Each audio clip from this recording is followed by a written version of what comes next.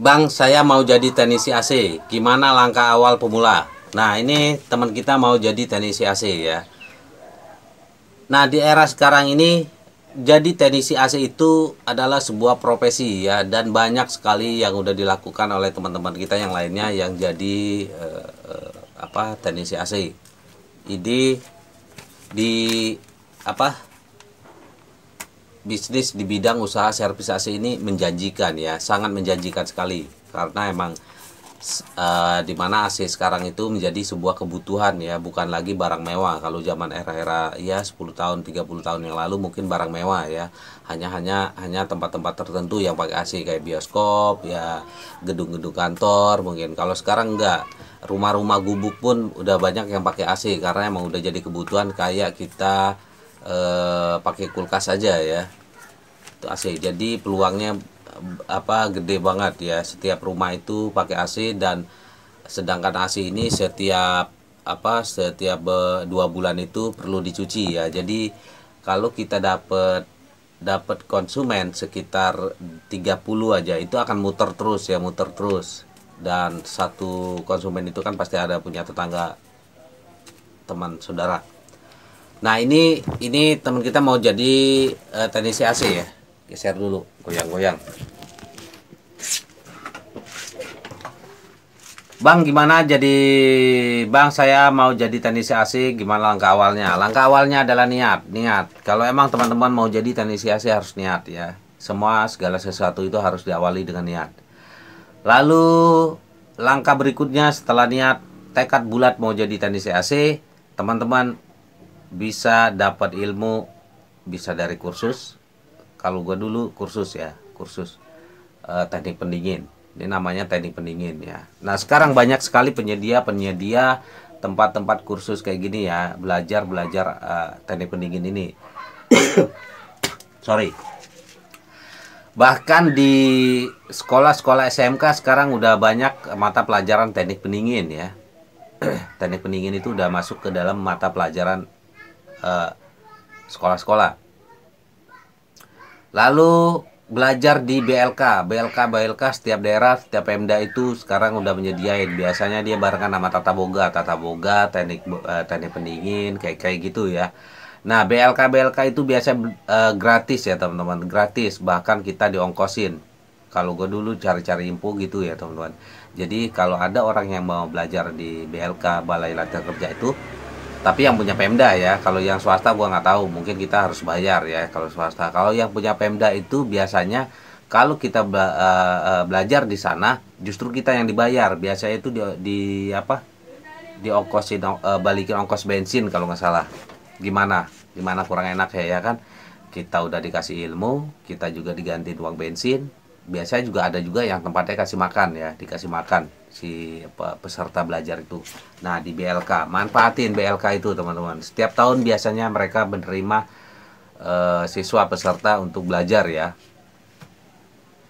Atau kalau misalkan nggak kursus, nggak masuk BLK, teman-teman bisa terjun langsung, belajar otodidak, terjun langsung ya. Terjun langsung yaitu ikut orang, naikin orang, cari teman teknisi, terus bilang gua mau ngenaikin lo, belajar gitu ya, belajar.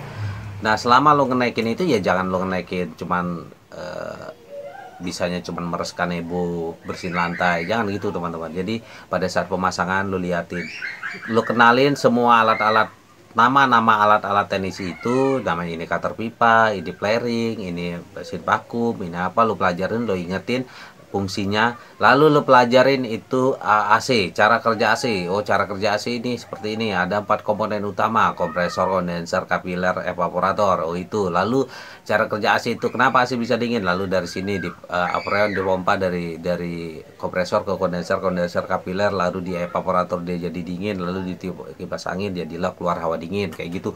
Lo harus pelajarin semua fungsi-fungsi dan cara kerja AC. Nanti kalau lo tahu cara kerjanya, berarti lo bisa perbaikinya. Tapi kalau lo bisa ada trouble, lo mau perbaiki, tapi lo nggak tahu fungsinya, nggak tahu cara kerjanya, lo nggak akan bisa perbaiki itu ya.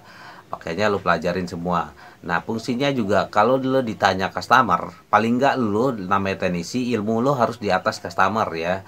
Walaupun customernya bisa ngerti, tapi ilmu lu harus di atas customer harus ya. Nanti kalau lu ditanya, kalau gue dulu pernah gue dapat pertanyaan sederhana ya dari customer, Mas, kenapa AC itu bisa dingin? Nah, kalau lu nggak ngerti cara kerja AC, lu bahkan kelabakan kalau ditanya gitu ya. Padahal sederhana ya. Lu kasih gambaran aja kalau ditanya gitu, kasih gambaran sederhana.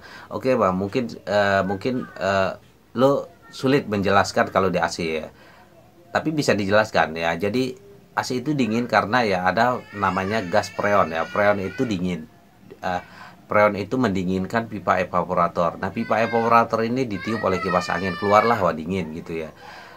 Sederhananya gini, ada kipas angin, lu taruh es batu di depannya, keluarlah udara dingin. Nah, kayak gitu ya. Tapi kalau lu nggak ngerti cara kerja AC, lu nggak bisa jawab, lu nggak bisa gambarin dalam bentuk sederhananya.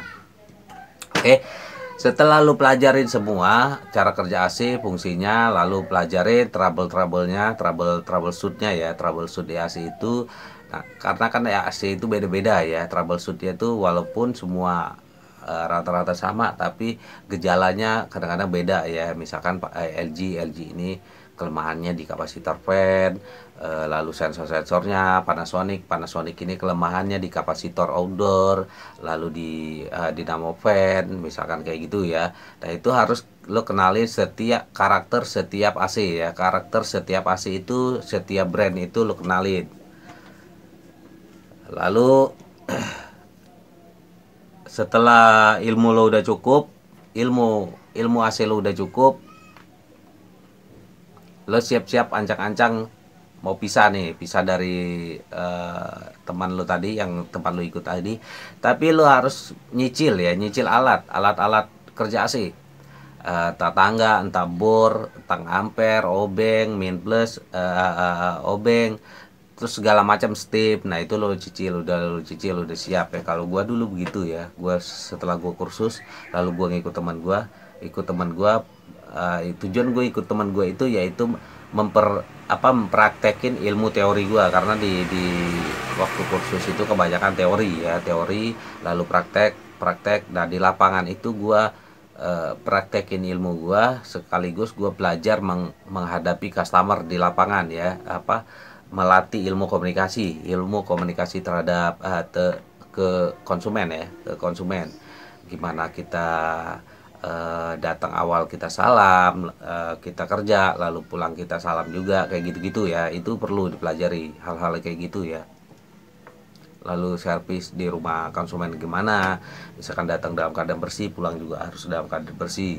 Jadi kadang-kadang teknisi itu ada macam-macam ya. Jangan lo datang keadaan bersih, pulang dalam keadaan kotor. Ada yang teknisi itu, ada yang ilmunya itu udah pinter ya, ilmu teori, ilmu prakteknya udah pinter, cuman rusak gara-gara lantai kotor aja, padahal dia itu hal kecil ya. Jadi dia datang dalam keadaan bersih, set udah dipasang semua rapi, pulang lantai kamar orang itu kotor, becek, atau banyak kotoran, itu nggak dibersihin, padahal itu hal kecil ya, hal kecil tapi merusak hal besar kayak gitu. Nah, ada juga teknisi yang dapet tip gara-gara hal kecil kayak gitu. Misalkan dia habis kerja, terus habis kerja dibersihin semua, lantai dibersihin sampai ke depan, disapuin semua. Nah, hal kecil tapi dari situ dia bisa dapat uang lebih dari uang tip ya, karena kerjanya rapi semuanya ya, gitu ya. Itu perlu belajar di lapangan kayak gitu ya. Sekarang setelah lu udah dapet alat, lu udah lengkap, lu cicil, lu udah lapangan udah nguasain, lu belajar dari temen lu. Nanti kan pada saat di lapangan itu lu gantian, lama lapangan itu lu bilang ke temen lu, gue yang pasang dong gitu ya. Gue yang pasang dong, coba gue gitu kan, tes ilmu di lapangan udah dapet, alat udah dapet, saatnya lo mandiri, saatnya lo bisa ya, lah bisa. Tapi sebelumnya lo harus kuasain dulu pemasaran. Jadi emang teknisi itu nggak hanya ilmu teknik aja lo kuasain, tapi banyak ilmu yang harus lo kuasain, ilmu komunikasi, ilmu pemasaran ya kan. Nah, sekarang ilmu pemasaran, kalau ilmu komunikasi itu buat komunikasi ke konsumen ya. Ilmu pemasaran ini buat lo cari pelanggan. Ilmu pemasaran ini yang pertama lo harus kuasain dulu dunia internet ya, karena emang udah eranya ini era internet ya. era tanpa batas dengan internet. Nah, yang pertama kali lo kuasain itu ada media sosial. Ntar lo pasarin lewat Facebook, ntar lo lewat kalau lo nggak punya modal, lo bikin website aja, website yang gratisan aja kayak Blogger, Blogspot itu ya kan gratis, Blogspot terus WordPress itu gratis. Lo manfaatin semaksimal mungkin web gratis itu, WordPress, Blogspot, Blogger itu gratis, terus Facebook halaman, FB itu ya, fanpage itu, lalu IG itu kan, IG juga lumayan buat pemasaran ya, Instagram itu. Lalu Google Business itu gratis tapi efektif. Google Business ya, gratis tapi efektif itu Google Business itu. Lalu YouTube kayak gini ya, YouTube kayak gini lo bikin aja channel sendiri, misalkan lo siapa, misalkan ABCD channel, ABC teknik gitu ya, pokoknya lo bikin aja. Nah di situ lo gambarin jati diri lo, siapa lo TDC siapa gini-gini, lumayan kok lewat channel Facebook, channel YouTube. Nih di channel ini aja udah banyak orang yang minta, Mas nomor berapa, Mas bantu dong pasang, Mas bantu dong servis. Tapi kan karena emang gua nggak pernah ambil customer dari YouTube itu. Lumayan, semua media sosial itu lumayan bisa menghasilkan customer. Nah lalu setelah lo dapet nomor, lo jangan gonta-ganti ya, nomor itu aja, usahakan nomor itu aja. Sekali nomor lo ganti udah, lo harus ulang dari awal lagi. Setelah lo dapet customer, lo jaga servis baik-baik. Nanti kalau lo dari satu customer itu lo jaga baik-baik, insya Allah akan berkembang dengan cepat. Karena ya itu tadi, satu customer itu pasti punya tetangga, pasti punya teman, pasti punya saudara ya. Kalau lo kerja lo bagus, nanti pasti akan direkomendasiin nama dia.